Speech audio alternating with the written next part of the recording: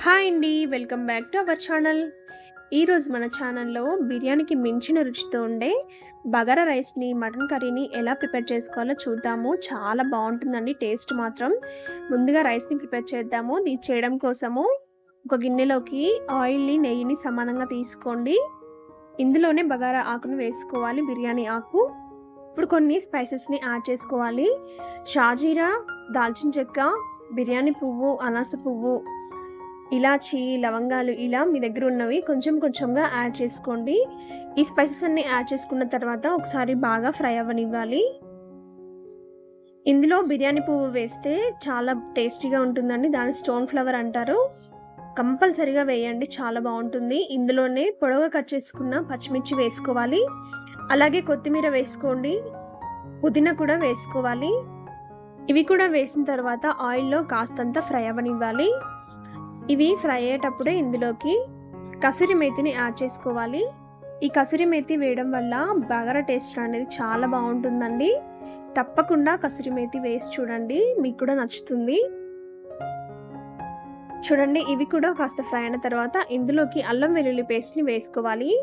1 table spoon అల్లం వెల్లుల్లి paste కూడా వేసుకొని ఇది కూడా పచ్చివాసన పోయేలాగా ఫ్రై చేసుకోండి. ఇవన్నీ ఫ్రై అయిన తర్వాత ఇందులోకి మనం వాటర్‌ని యాడ్ చేయాలి. చూడండి, నేను 2 గ్లాసుల బియ్యాన్ని ముందుగానే నానబెట్టి పెట్టుకున్నాను. ఇప్పుడు ఏ గ్లాస్‌తో మనం రైస్ తీసుకున్నామో అదే గ్లాస్‌తో 2 గ్లాసుల రైస్‌కి 3 గ్లాసుల వాటర్ కరెక్ట్‌గా సరిపోతాయండి. 1 గ్లాస్ రైస్‌కి 1.5 గ్లాస్ వరకు వాటర్ అయితే పడుతుంది. ఇక్కడ నేను 3 గ్లాసుల వాటర్‌ని యాడ్ చేశాను. ఇందులోనే రుచికి సరిపడినంత సాల్ట్‌ని, అలాగే కాస్తంత ధనియాల పొడి వేయండి. ఇవి కూడా వేసేసుకొని ఇవి ఎసరులో బాగా కలిసేలాగా కలుపుకొని మూత పెట్టేసి బాగా మరగనివ్వాలి. మూత పెట్టేసి హై ఫ్లేమ్‌లో బాగా మరిగించండి. చూడండి, వాటర్ ఇలా మరిగిన తర్వాత స్టవ్‌ని సిమ్‌లో పెట్టుకొని ఇందులోకి మనం ముందుగా నానబెట్టి పెట్టుకున్న రైస్‌ని యాడ్ చేసుకోవాలి. ఇక్కడ నేను నార్మల్ రైసే యూజ్ చేస్తున్నానండి. మీరు కావాలంటే బాస్మతి రైస్‌ని కూడా యూజ్ చేసుకోవచ్చు. అంతా బాగా కలుపుకొని ఒకసారి హై ఫ్లేమ్‌లో ఉంచి బాగా మరిగించుకోండి. చూడండి, ఎసరంతా పోయిన తర్వాత మూత పెట్టేసి సిమ్‌లో పెట్టి ఉడికించుకుంటే మనకి రైస్ అనేది రెడీ అయిపోతుంది. మనకు పర్ఫెక్ట్‌గా రైస్ అయితే అయిందండి. ఇప్పుడు కర్రీ చేద్దాము. కర్రీ చేయడానికి కుక్కర్‌ని తీసుకుంటున్నానండి. కుక్కర్‌లో ఆయిల్ వేసుకొని ఇందులోనే ఒక బగారాకు ఇలా తుంచి వేసుకోండి. దాల్చిన చెక్క, 4 లవంగాలు, 1 యాలకులు వేసుకోండి.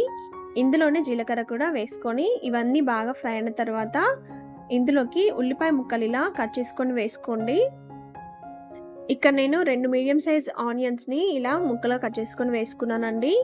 ఇందులోనే పచ్చిమిర్చి కూడా వేసుకోండి. ఆనియన్స్ అనేవి ఎక్కువగా ఉంటే మనకి గ్రేవీ అనేది చిక్కగా వస్తుందండి. ఇవి కూడా ఫ్రై అయిన తర్వాత ఇందులోకి కొత్తిమీరని యాడ్ చేసుకుందాము. మనకి ఆనియన్స్ అనేవి బ్రౌన్ కలర్‌లో ఫ్రై అయితే టేస్ట్ అనేది చాలా బావుంటుందండి. ఇలా ఆనియన్స్ బాగా ఫ్రై అవ్వనివ్వాలి. ఇందులోనే 1.5 టేబుల్ స్పూన్ వరకు అల్లం వెల్లుల్లి పేస్ట్‌ని కూడా యాడ్ చేసుకొని ఈ అల్లం వెల్లుల్లి పేస్ట్ అనేది పచ్చివాసన పోయేలాగా ఫ్రై చేసుకోండి. అప్పటికప్పుడు దంచిందైతే టేస్ట్ చాలా బావుంటుంది. ఇక్కడ నేను 1 కేజీ మటన్ అయితే చేస్తున్నానండి. ముందుగానే ఫ్రెష్‌గా కడిగి పక్కన పెట్టుకున్నాను. ఈ మటన్‌ని ఇందులోకి యాడ్ చేసుకోవాలి. మటన్ కూడా యాడ్ చేసుకొని తాలింపంతా బాగా పట్టేలాగా కలుపుకొని మూత పెట్టి ఒక విజిల్ వచ్చేంత వరకు ఉడికించుకొని మళ్ళీ మూత తీసి చూడండి, మనకి ఇలా వాటర్ అనేవి తేలుతాయి. ఇప్పుడు ఇందులోకి తగినంత పసుపుని యాడ్ చేసుకోండి. రుచికి సరిపడినంత ఉప్పుని యాడ్ చేసుకోండి.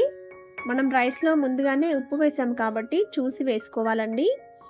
ఇప్పుడు ఇందులోకి కారాన్ని యాడ్ చేసుకోవాలి. ఇక్కడ నేను 1 కేజీ మటన్‌కి ఒక 3 టేబుల్ స్పూన్స్ వరకు కారాన్ని అయితే యాడ్ చేస్తున్నానండి. మీరు చూసుకొని వేసుకోండి.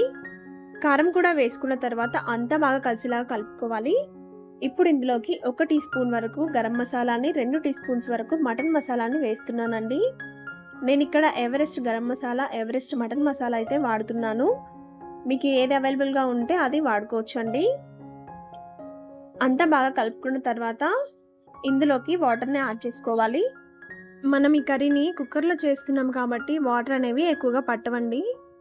కొంచెం తక్కువగానే వేయాలి. ఇలా ఉంటే సరిపోతుంది. మనకి ఉడికే వరకు ఇంకా దగ్గర పడుతుంది. ఇప్పుడు కుక్కర్ మూత పెట్టేసి ఒక 4 విజిల్స్ వచ్చేంత వరకు ఉడికించుకోవాలి. 4 విజిల్స్ వస్తే మనకి మటన్ అనేది కరెక్ట్‌గా ఉడుకుతుందండి. చూడండి 4 విజిల్ల తర్వాత మనకైతే మటన్ చాలా బాగా ఉడికింది. గ్రేవీ అనేది ఇలా ఉంటే సరిపోతుందండి. Tasty mutton curry ready. మనం చేసిన బగారా రైస్‌తో ఈ కర్రీ తిన్నారంటే అద్దిరిపోతుందండి. ఇంకా తినాలనిపిస్తుంది. కడుపు నిండినా కూడా ఇంకా తింటే బావుండు, కడుపులో ఖాళీ ఉంటే బావుండు అనిపిస్తుందనమాట. అంత రుచిగా ఉంటుంది. తప్పకుండా నేను చెప్పిన విధంగా మటన్ అండ్ బగారా రైస్‌ని ట్రై చేయండి. బిర్యానీకి మించిన రుచితో ఉండడం మాత్రం పక్కా అనమాట. తప్పక ట్రై చేసి మీకెలా వచ్చిందో నాకు కామెంట్ చేయడం అస్సలు మర్చిపోకండి. రెసిపీ నచ్చితే మీ ఫ్రెండ్స్ అండ్ ఫ్యామిలీతో షేర్ చేసుకోండి.